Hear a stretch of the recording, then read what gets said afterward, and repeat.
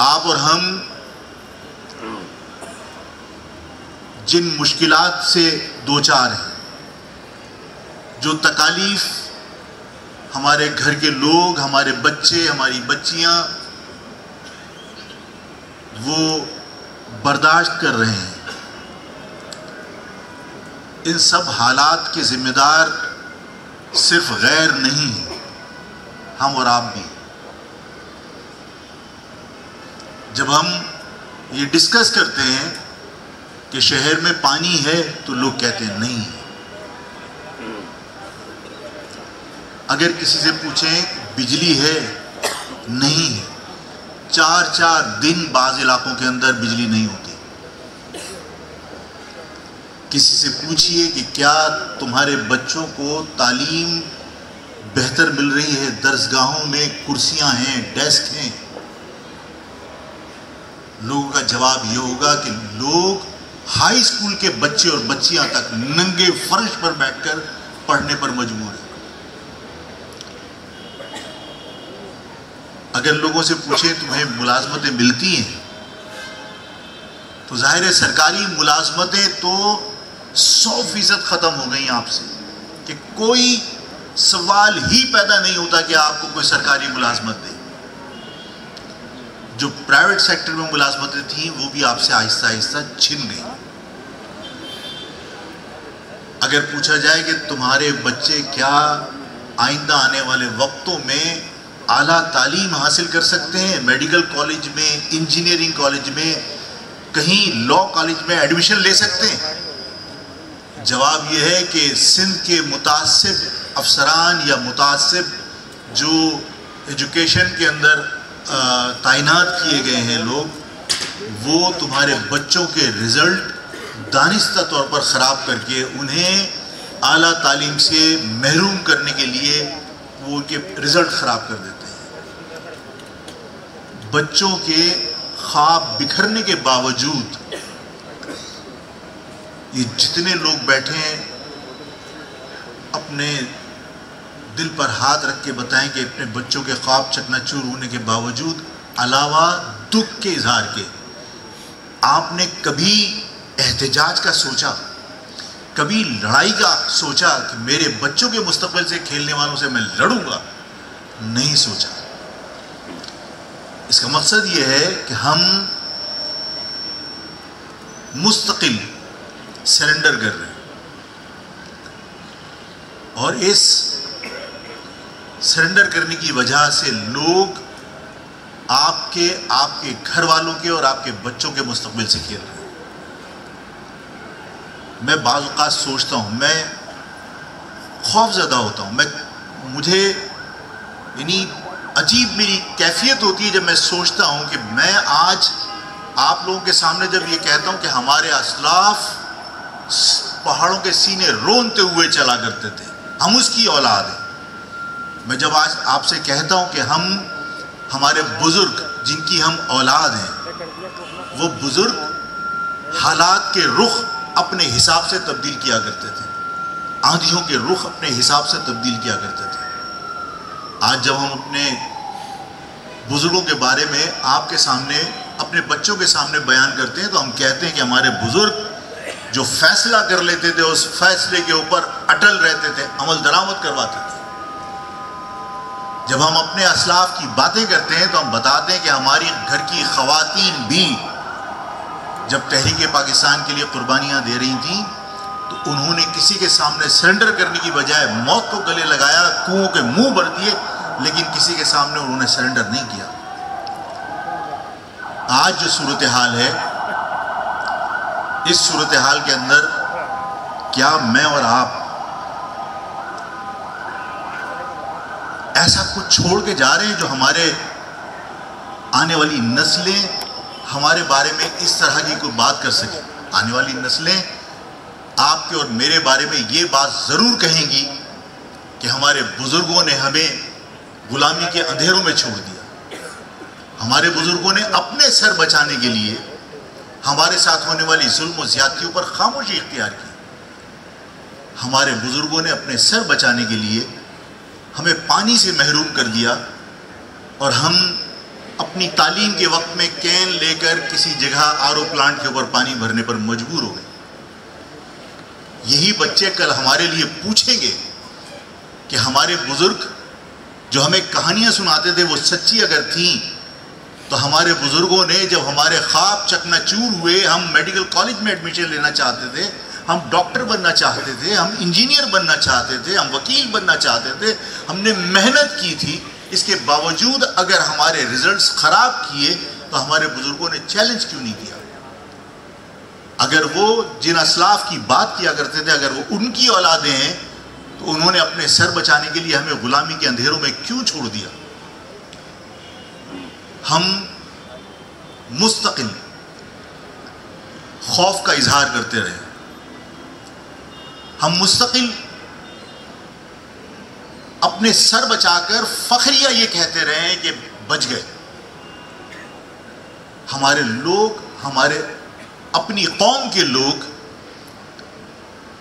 یہ آنے والی نسل پوچھے گی آپ سے کہ ہمارے بھائی، ہمارے خاندان کے لوگ، ہمارے رشتہ دار ڈمپر کے نیچے کچلے جاتے رہے، لوگ کھرچ کے نکال رہے تھے اور آپ لوگ خاموش تھے. لوگ پوچھیں گے آپ سے، آنے والی نسلیں پوچھیں گی آپ سے. آپ جس چکر میں لگے نا کہ بس کسی طرح میں پیسے کما لوں، اور پیسے کما کر میں نے اپنے گھر کے لیے کوئی، اگر اپنے بچوں کے لیے مکان بنا دیا، اگر آپ نے سنگ مرمر کا محل بھی بنا دیا اور انہیں غلامی کے اندھیرے میں چھوڑ کر چلے گئے، تو مجھے بتائیے کہ وہ سنگ مرمر کا محل غلامی کے اندر کس کام کا ہے؟ ہم اپنی قوم کو دے کے کیا جا رہے ہیں؟ ہم اپنی قوم کے لیے اندھیروں کے علاوہ، غلامی کے علاوہ ہم چھوڑ کے کیا جا رہے ہیں؟ ہم نے لڑنے کا راستہ، احتجاج کا راستہ ترک کر دیا، اور ہم یہ سمجھتے ہیں کہ ہم لڑیں گے تو مارے جائیں گے، لڑیں گے تو موت نہ آ جائے. مرنے کے بعد مجھے ڈر ہے کہ آخرت میں ہمارے بچے ہمارے گریبان پکڑ کے پوچھیں گے کہ تم نے اپنے سر بچانے کے لیے ہمیں غلامی کے اندھیروں میں چھوڑ دیا، اس کے باوجود کیا تمہیں موت نہیں آئی؟ مر تو اس کے بعد بھی گئے نا، موت تو برحق ہے. ہم آواز حق بلند کرنے کی بجائے اگر ہم اسی طرح سرنڈر کرتے رہے، اسی طرح ہم اپنے جو جائز حقوق ہیں ان سے دستبردار ہوتے رہے، تو ہم اس طرح کے اجتماعات کرنے کے باوجود عزت نہیں پا سکتے. میرا ایمان کیا ہے؟ میرا اور آپ کا ایمان کیا ہے؟ ایک مسلمان کی حیثیت سے ظلم کو ظلم کہنا، کسی ظلم کو ہاتھ سے روکنے کی کوشش کرنا، اور اگر ہاتھ سے نہیں روک سکتے، خدا نہ کرے تیسرے درجے کے مسلمان ہو، جبکہ تیسرے درجے کا مسلمان ہونا نہیں چاہیے حضور کے ساتھ دوہری نسبت کے بعد. حضور صلی اللہ علیہ وسلم جس نبی کے ہم اپنے آپ کو دوہری نسبت جوڑتے ہیں، وہ 40 سال میں نبوت ملتی ہے اور 63 سال کے اندر وہ پردہ کر جاتے ہیں، انتقال فرما جاتے ہیں. پوری زندگی ان کی جہاد سے بھری پڑی ہے. لوگ کہتے ہیں کہ زبان سے، پوری زندگی جہاد سے بھری پڑی ہے. ہم اس نبی سے اپنا رشتہ جوڑتے ہیں کہ مہاجر اعظم تھے حضور صلی اللہ علیہ وسلم، اور اس نبی سے رشتہ جوڑنے کے باوجود ہمارا حال یہ ہے کہ ہم گرفتاری سے ڈر رہے ہوتے ہیں، موت سے ڈر رہے ہوتے ہیں. میں نے کہا کہ میں میٹنگوں میں بعض اوقات مثالیں دے دیتا ہوں. لوگ یہ سمجھتے ہیں کہ لڑیں گے تو مر جائیں گے، لوگ یہ سمجھتے ہیں تحریک چلائیں گے تو مر جائیں گے، جدوجہد کریں گے تو مر جائیں گے. اسلام میں خالد بن ولید کا بڑا نام. خالد بن ولید وہ جہاد کے جنونی تھے، وہ کفار کے اگینسٹ ہر وقت لڑنے کے لیے تیار رہتے تھے، اور ہر وقت ان کی زبان پہ دعا ہوتی تھی کہ یا اللہ مجھے شہادت کی موت دے، یا اللہ مجھے شہادت کی موت دے. زندگی بھر جہاد کرتے رہے، لیکن موت نہیں لکھی تھی، نہیں آئی. اس کا مقصد یہ نہیں ہے کہ آپ لڑو گے تو مر جاؤ گے. یہ بات ثابت کرتی کہ خالد بن ولید بے پناہ جہاد میں شریک ہوئے، زندگی ان کی جہاد میں گزر گئی، اس تمنا کے ساتھ کہ شاید اس مرتبہ شہادت اللہ تعالیٰ میری قسمت میں لکھ دے. لیکن موت نہیں لکھی تھی، طبعی موت مرے. اور جو لوگ نہیں لڑتے وہ بھی مر جاتے ہیں. جو لوگ یہ کہہ کر جدوجہد سے بھاگتے ہیں کہ کہیں موت نہ آ جائے، تو چی گویرا نے کسی جگہ پہ کہا نا کہ میں نے قبرستان میں ان لوگوں کی قبریں بھی دیکھی جنہوں نے جدوجہد میں حصہ صرف اس لیے نہیں لیا کہ کہیں مر نہ جائے. تو کیا وہ موت سے بچ گئے؟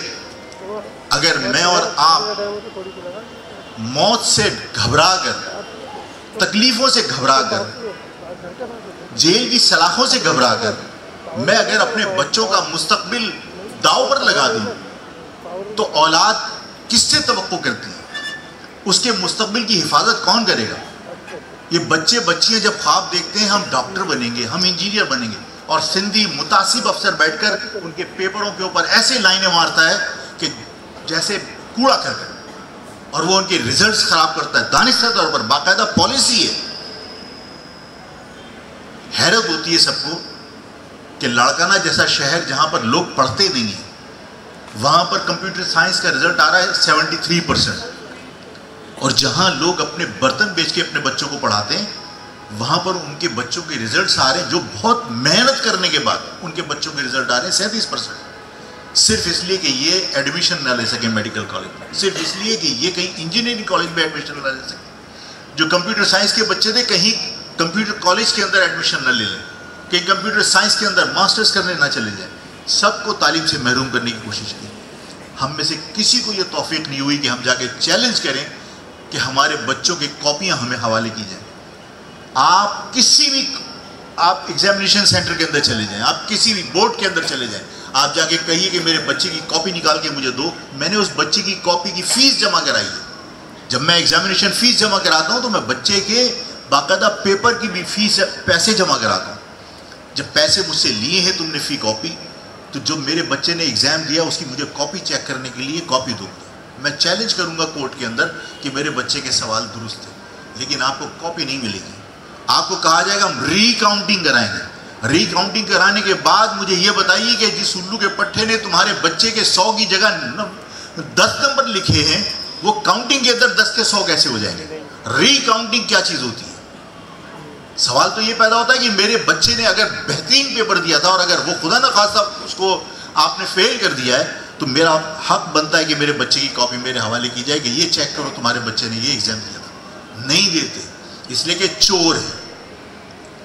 اس شہر کے اندر ہمارے ساتھ تمام مظالم کے باوجود آپ کی خاموشی یہ خطرناک عمل ہے. اپنے آپ کو تیار کیجئے اس وقت کے لیے جس وقت کے لیے میں آپ کو بار بار کہتا رہا ہوں کہ آنے والا وقت بہت خراب ہے. یہ جانوروں کا معاشرہ ہے. اس جانوروں کے معاشرے میں دلیل، اس جانوروں کے معاشرے میں شکایت، اس جانوروں کے معاشرے میں پرامن احتجاج یہ کوئی معنی نہیں رکھتے. تمہیں اپنی طاقت کا مظاہرہ کرنا پڑے گا. اپنی طاقت کا مظاہرہ کر کے آپ اپنے حقوق حاصل کر سکتے ہیں. ادروائز آپ یہ سمجھیں کہ آپ دلائل کے ذریعے گورنمنٹ کو قائل کر لیں گے، سوال ہی پیدا نہیں ہوتا.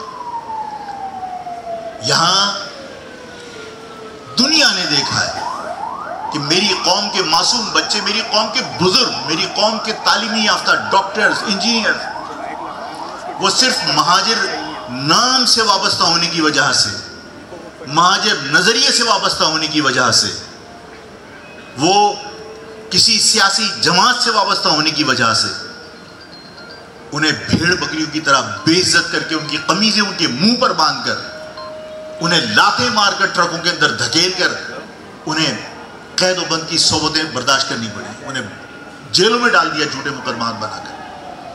آج بھی سینکڑوں کی تعداد کے اندر کارکنان جو ہے وہ جیلوں کے اندر موجود ہیں.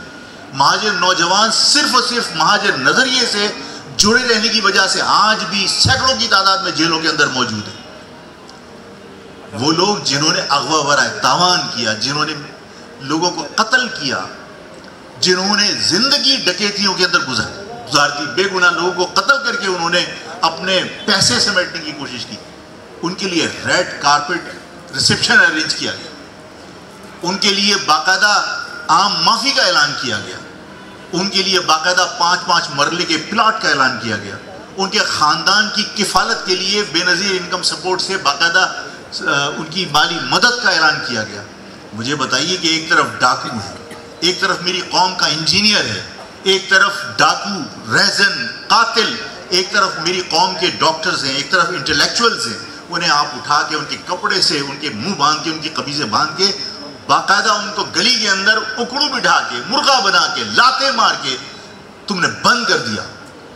میری قوم کے لوگوں کے ساتھ یہ جو کچھ ظلم کیا آپ نے، زیادتی کیا آپ نے، اس کے بعد اگر میں یہ مثال دیکھتا ہوں تو پھر میرا شکوہ بنتا ہے کہ مجھے یہ بتاؤ کہ میں کس سے شکایت کروں. اس شہر میں میرے ساتھ، اس سندھ کے شہری علاقوں میں، حیدرآباد میں بھی، میر پور خاص میں بھی، ٹنڈو آدم میں بھی، ٹنڈولا یار کے اندر بھی یہی رویہ سب کے ساتھ رکھا گیا نا. میری قوم کے بزرگوں کے ساتھ، یہاں تک کہ میری قوم کی بہنوں اور ماؤں کے ساتھ بدتمیزی کی گئی. آج جو ہے وہ آپ ڈاکو کو لا کے اس شہر میں، ڈاکو کچے کے علاقوں سے آپ لے کر آ رہے ہیں.